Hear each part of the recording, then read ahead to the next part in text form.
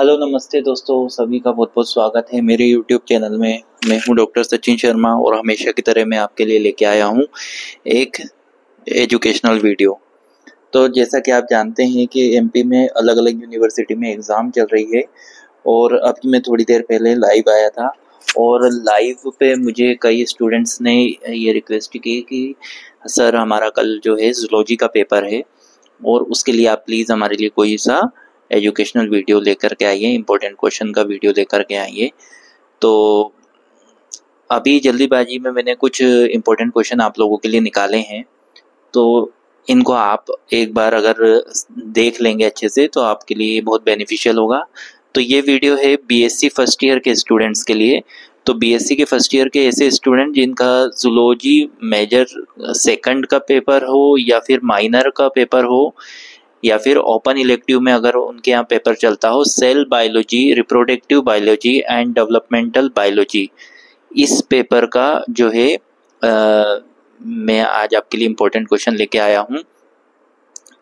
तो ये जो इसमें भी जो है टोटल आपकी 5 यूनिट है। तो समय के अभाव के कारण जो है हम इस वीडियो को जल्दी जल्दी से ख़त्म करेंगे ताकि आप लोग जो है एग्ज़ाम की तैयारी में लग जाएं।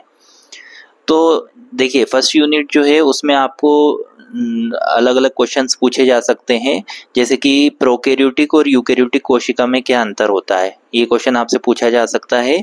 तो मैं थोड़ा सा आपको बता भी देता हूँ कि प्रोकैरियोटिक और यूकैरियोटिक कोशिका में क्या अंतर है। यूकैरियोटिक कोशिका जो है सभी जो जीव जंतु हैं, चाहे वो प्लांट है, चाहे एनिमल्स हैं, चाहे ह्यूमन बींग्स हैं, चाहे मानव हो, इनमें सब में जो है यूकैरियोटिक कोशिका होती है और इसमें बहुत सारे कोशिका अंग देखने को मिलते हैं। प्रोकैरियोटिक कोशिका जो रहती है ये ज़्यादातर एक कोश की जीव में अपने को देखने को मिलती है और इसमें कोशिका अंगों का अभाव होता है।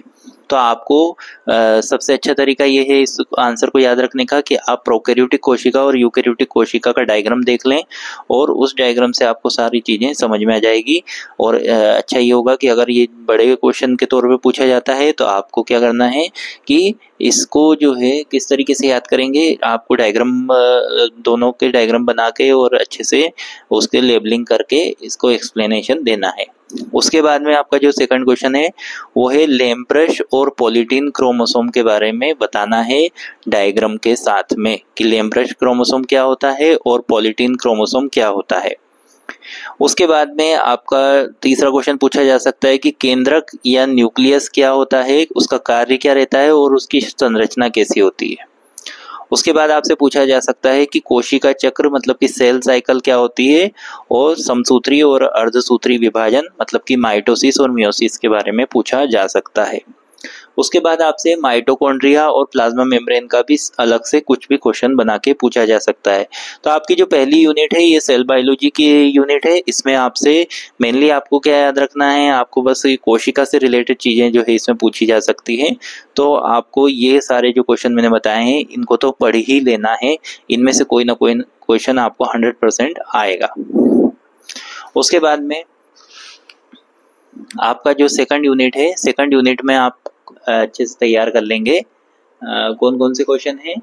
पहला क्वेश्चन है अंडों के प्रकार, योग की मात्रा एवं वितरण के आधार पे बतानी है कि मतलब types of eggs on amount and distribution of योग, मतलब कि जो अंडे के अंदर योग पाया जाता है उसके अमाउंट, उसकी मात्रा और उसके वितरण के आधार पे हमें ये बताना है कि अंडे कितने प्रकार के होते हैं।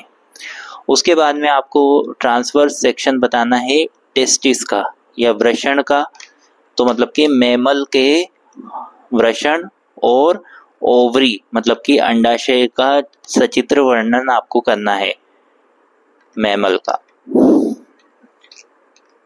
तो आपको ये चीज़ अच्छे से आनी चाहिए कि जो मैमल होते हैं उनका वृषण और अंडाशय जो है उसका ट्रांसवर्स सेक्शन अगर हम काटेंगे तो हमको किस तरीके की स्ट्रक्चर देखने को मिलेगी।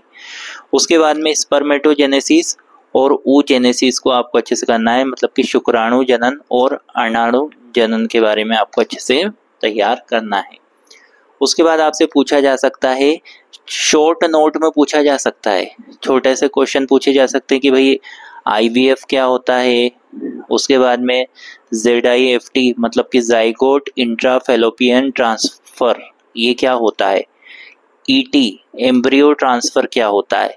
आपको अगर ये क्वेश्चन आपने नहीं भी पढ़े हैं, आपने मान लीजिए अभी किताब में अगर ये क्वेश्चन नहीं भी देखे तो इनके नाम से ही आपको सब चीज़ क्लियर हो जाएगी कि भैया आईवीएफ क्या होता है, ZIEFT क्या होता है, ईटी मतलब कि एम्ब्रियो ट्रांसफर क्या होता है, स्टेम सेल क्या होता है, स्टेम सेल के बारे में पूछा जा सकता है।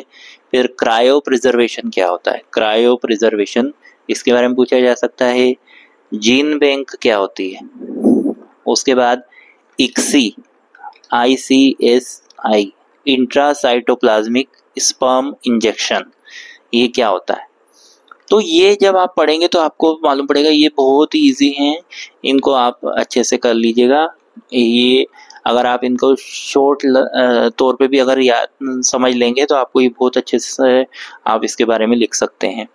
उसके बाद में प्लासेंटेशन को अच्छे से कर लेना है आपको, अपरान्यास उसके प्रकार, उदाहरण और कार्य आपको बताने हैं।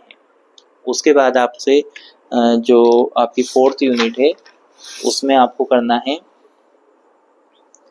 पार्थेनोजेनेसिस अनिषेचक जनन। पार्थेनोजेनेसिस अनिषेचक जनन क्या होता है। उसके बाद में Metamorphosis of tadpole larva, tadpole larva में कायांतरण के बारे में आपको पढ़ना पड़ेगा। उसके बाद में निषेचन क्या होता है, फर्टिलाइजेशन क्या होता है। फिर एम्ब्रियोनिक डेवलपमेंट ऑफ फ्रॉग, मेंढक में भ्रूणी परिवर्धन क्या होता है। उसके बाद में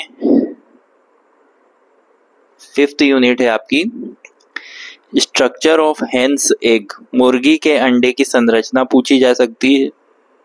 उसके बाद आदि रेखा बनने तक चूजे का भ्रूणी विकास, मतलब कि development of chick embryo up to the formation of primitive streak. तो ये क्वेश्चंस आपको 100% कर ही लेना चाहिए। उसके बाद अगर आपने ये मान लीजिए कि किसी ने अगर ये सब चीज़ें पढ़ रखी है तो आप और एक्स्ट्रा चीज़ें भी तैयार कर सकते हैं। तो ये क्वेश्चंस तो आपको अच्छे से प्रिपेयर कर ही लेना है एग्ज़ाम के लिए।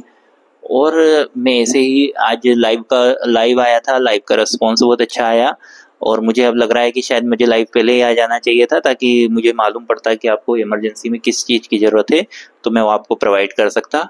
पर खैर कोई नहीं, हम आगे जो है इस चीज़ को कंटिन्यू करेंगे।